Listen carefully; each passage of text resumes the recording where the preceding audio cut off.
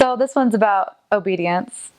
Um, so when my companion and I had just barely gotten to the east side of Tacoma, and I had spent 6 months in the west side of Tacoma, which is more.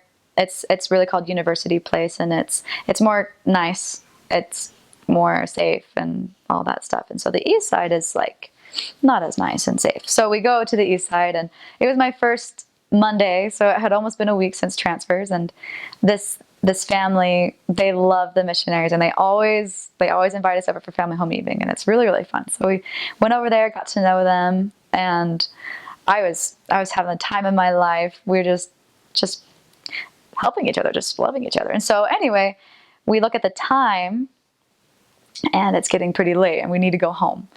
It's about 8:45-ish, and curfew's at 9, unless you're teaching a lesson, it's 9:30. So we're like, okay, well, we need to go, but they want to talk more in the family. Sometimes it's hard to leave, and they want to talk, and we're like, oh, okay. And then it's 9:15, and we are like, okay, we need to go home. So we go home, but we get home at about 9:45, which is about 15 minutes after the ultimate curfew. And we felt bad. We were like, oh, darn it, we didn't keep that rule. We're imperfect. And so we get out of the car, and then we notice that there's people outside of our apartment. There's people posted around the corners. And there's one of them that we knew, that we had previously taught, who we decided not to teach anymore because we didn't feel safe.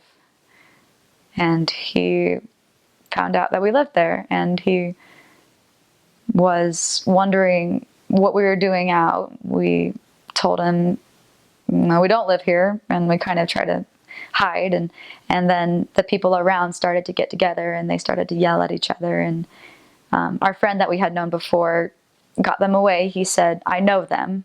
It's okay. I know them.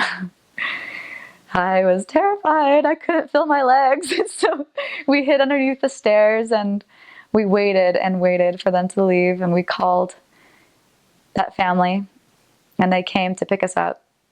They drove us a safe distance away, and made sure that they didn't bring us back until all the people, all those guys were posted around until they were gone. And then we said a prayer of protection, and we never saw them again. There was a feeling of peace and of sorrow that we had broken a rule. We didn't get home at 9:30. They wouldn't have been there if we weren't. If we were home on time, they wouldn't have been there. They wouldn't have known anything. And I gained a really big respect for the power of obedience and like the literal protection that it gives you. God puts us in places by keeping the rules. He puts us in places to meet the people that are ready to teach by us keeping the rules. And if we don't, then we could get hurt. We could. But I'm really grateful that nothing happened. I'm grateful for my companion. She was awesome. She was strong. She was brave. And it was a great learning experience.